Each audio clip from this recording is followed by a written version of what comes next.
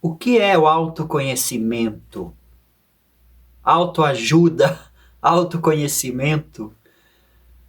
Alguns filósofos por aí caem matando em cima desses termos tão soberbos, né?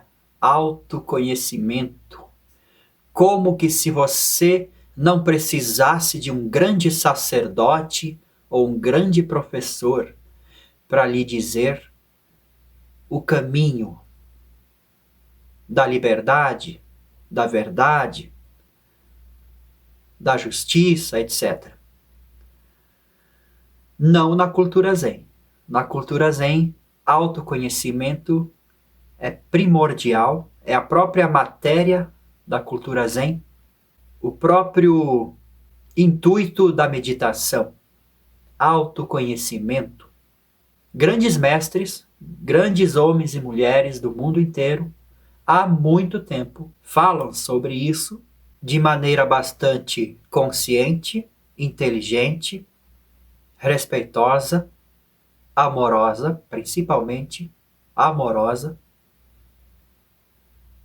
e compassiva para com nós buscadores. A humanidade sofre, a sociedade está doente, nós estamos doentes psicologicamente e se faz necessário superar isso, transcender a isso, para que então o mundo melhor aconteça e aconteça também uma qualidade de vida digna realmente para cada um de nós.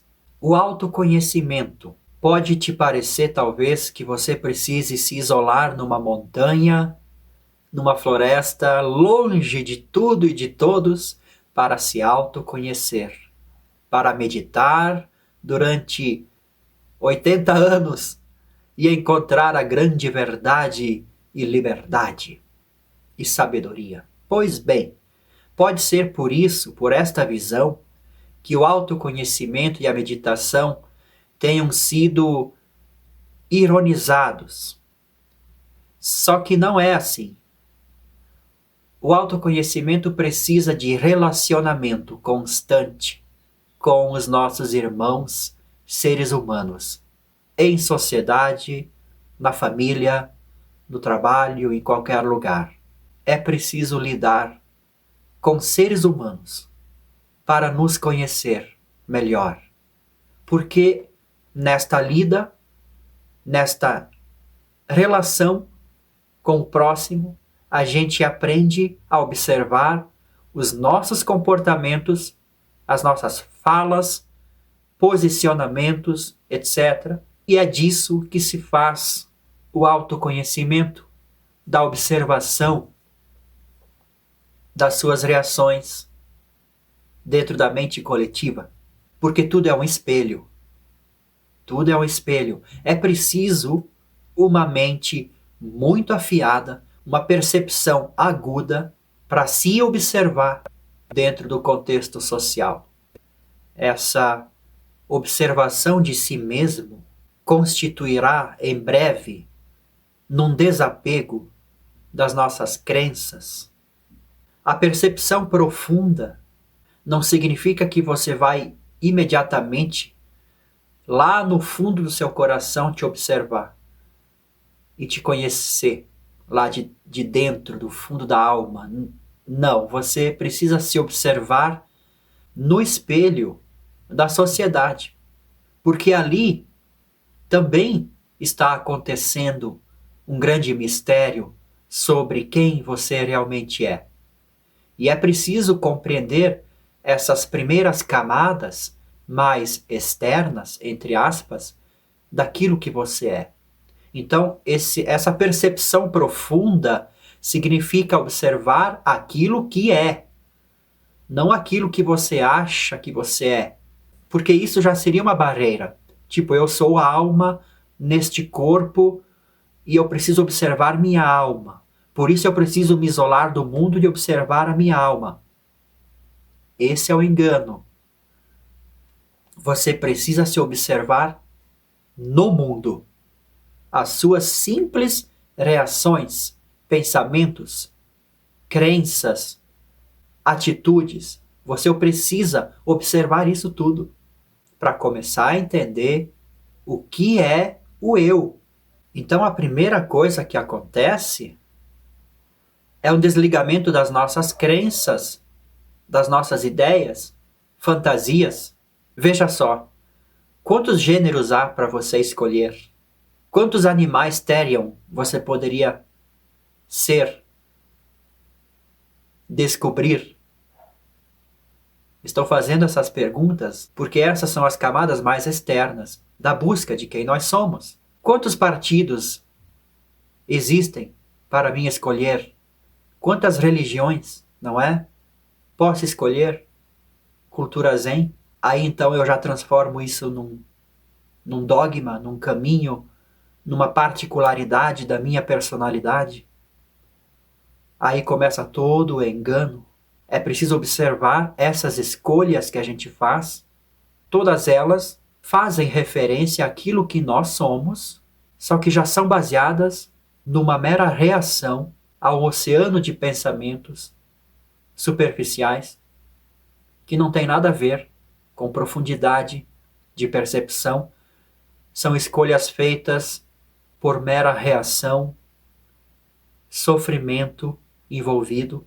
E você precisa entender, bom, o autoconhecimento sugere que você conheça os fundamentos deste eu.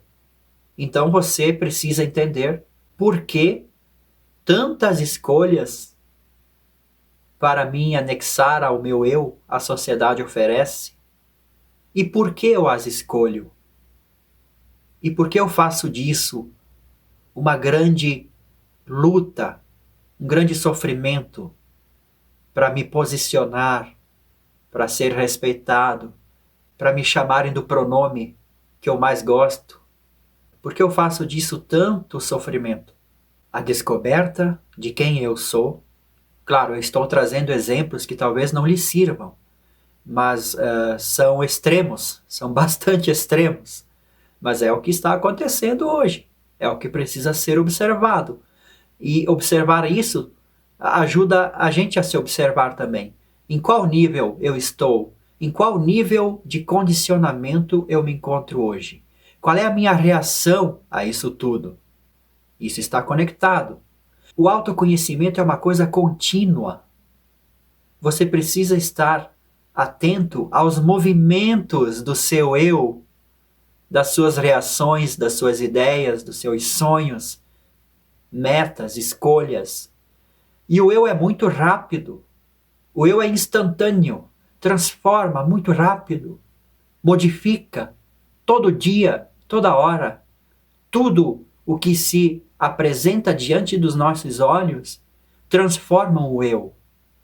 Então, se você congelá-lo em alguma personalidade, em alguma ideia, crença, você já perdeu a possibilidade de entender a sua verdadeira natureza. Os taoístas dizem que a vida é movimento, a vida é fluxo, você deve entrar na dança da vida. Se você congelar para observar, você vai ter perdido a oportunidade. Isso no sentido de que você não pode se afeiçoar, você não pode personalizar o todo que está acontecendo. Você deve entrar no fluxo dos acontecimentos e entender o que é o eu que acontece no meio dessa dança toda. Acontece alguma coisa que você chama de eu. Qual é a natureza desse eu? Essa é a busca do autoconhecimento. Quem sou eu?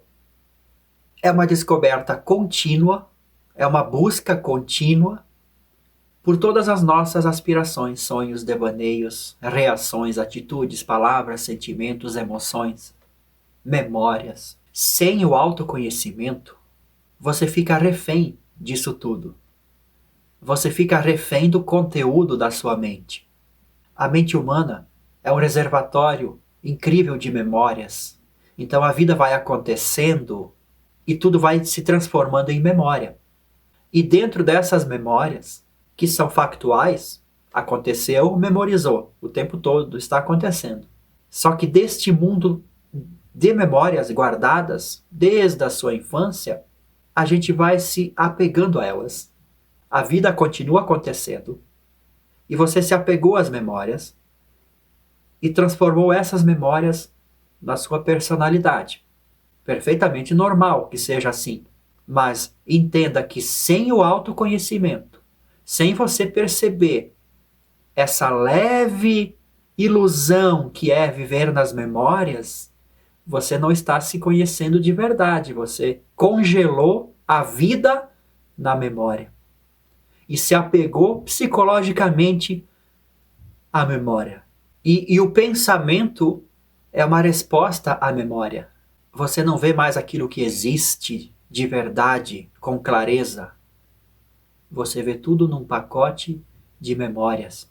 O autoconhecimento significa observar esse acúmulo de memórias e conseguir entender que esse acúmulo de memórias, pelo menos isso, não sou eu. O eu é alguma coisa que continua acontecendo aqui e agora, novinho em folha. Isso é liberdade. Você estar livre de si mesmo, como dizem na cultura zen, a modo clichê. Você está livre de si mesmo. Você tem uma compreensão um pouco mais aprofundada sobre a natureza das suas reações, crenças, ideias, escolhas, sonhos, tarará, tarará. Então, não existe essa coisa de minha vida, minha experiência. O que é a vida acontecendo? São as experiências, os desafios para todos nós, os organismos vivos.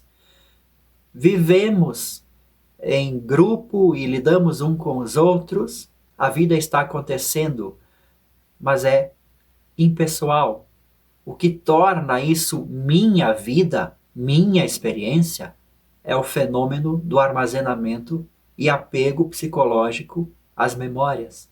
Nesse apego, você simplesmente sai do fluxo da vida, você congela o tempo, congela a consciência e observa a vida através disso. Aí começa todo o sofrimento pessoal e social. Se você não tem conhecimento disso, que podemos chamar de autoconhecimento, você não tem alma. A alma, ela precisa se manifestar em uma mente descongelada, em uma mente afiada, altamente sensível, altamente simples. A mente simples é um solo fértil para que a alma se manifeste. Sem autoconhecimento você não tem alma. Isso dizem alguns místicos, alguns professores de cultura zen. Porque você está apegado a uma ilusão. E a verdade não se manifesta.